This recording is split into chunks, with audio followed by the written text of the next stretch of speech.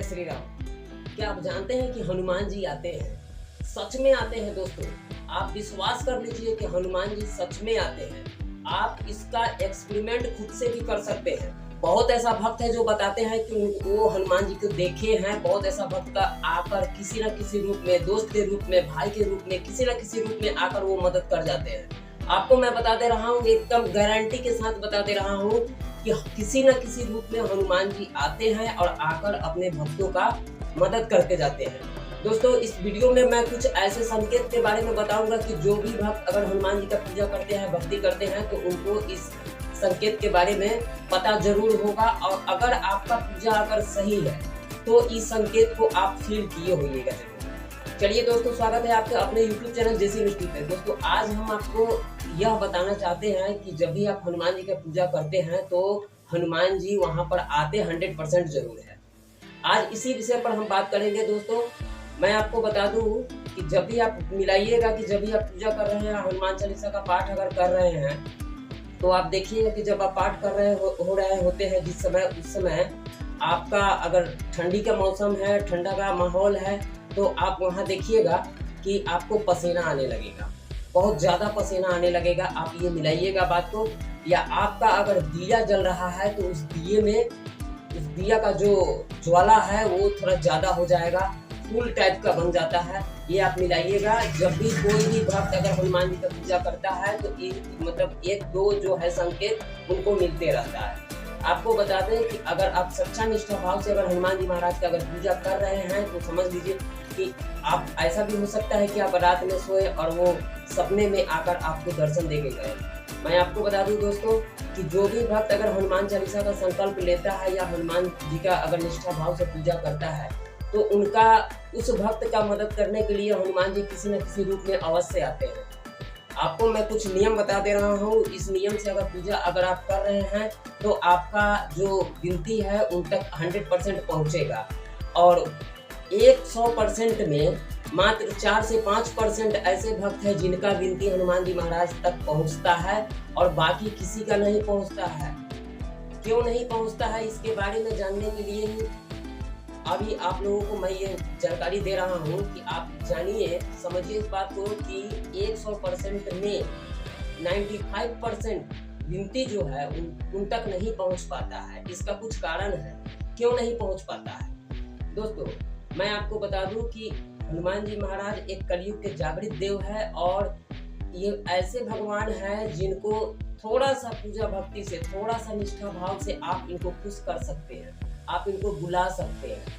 आपको मैं बता देता हूँ इनका पूजा करने का पूरा तरीका और हनुमान जी महाराज को खुश करने का नियम बता दे रहा हूँ मैं दोस्तों। मैं आपको बता दूं कि जो भी भक्त इनका पूजा भाव निष्ठा से करता है, आपको बता दें कि जो इनका पूजा करता है उनको कुछ चीज का वारण करना बहुत ज्यादा जरूरी है, कुछ चीज को छोड़ना बहुत ज्यादा जरूरी है। आप जब भी अगर हनुमान जी महाराज से कुछ विनती कर रहे हैं या आपको भी उनसे कुछ चाहिए तो ध्यान रखिएगा कि आप ये गलती ना करें। जो गलती मैं बताने वाला हूँ, अगर आप ऐसा गलती अगर करते हैं तो आपका विनती किसी काम का नहीं रहा, उन तक नहीं पहुँचेगा। इसलिए दोस्तों, आप ध्यान दीजिएगा कि आप ऐसा गलती ना करें कि आपका गिनती उन तक ना पहुंचे और उनका क्रोध का सामना आपको करना पड़ जाए। दोस्तों, मैं बता दे रहा हूं कि जो भी भक्त अगर हनुमान जी महाराज की पूजा कर रहे हैं, या वो महिला हो या पुरुष हो, उनको एक चीज का ध्यान रखना चाहिए कि उनको सबसे पहले तो अगर ब्रह्मचर्य का पालन करना चाहिए। अगर शादीशुदा है तो पूजा के समय ब्रह्मचर्य का पालन करना चाहिए, पूजा के दिन ब्रह्मचर्य का पालन करना चाहिए। अगर किसी प्रकार का कोई नशा आदि कर रहे हैं तो नशा आदि से आपको दूर रहना है, क्योंकि जो भी हनुमान जी को मानते हैं वो नशा आदि से बिल्कुल दूर रहते हैं। अगर आप नशा आदि करते हैं तो आपका कुछ नहीं सुना जाएगा, आपका टाइम वेस्ट जा रहा है। आपको बता दें, अगर महिला भक्त अगर इस वीडियो को देख रहे हैं या फिर जेंट्स भक्त देख रहे हैं, पुरुष भक्त देख रहे हैं, तो समझ लीजिए ये दोनों के लिए है कि जब भी आप हनुमान जी महाराज का अगर पूजा कर रहे हैं तो समझ लीजिएगा कि आपको ब्रह्मचर्य का पालन करना है, नशा आदि से दूर रहना है, झूठ नहीं बोलना है और आप किसी का चुगली नहीं कर सकते।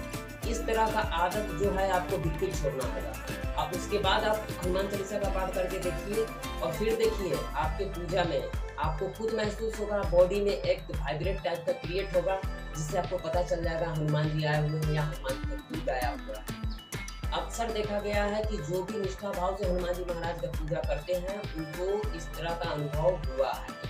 दोस्तों मैं आपको बता दूं, अगर उनसे कुछ मांगना चाहते हैं या फिर आपसे वो खुश हो जाए, आपको एक बात मैं बता दूं, अगर हनुमान जी महाराज अगर आपसे खुश हो गए तो समझ लीजिए कि आप दुनिया का सारा चल गए।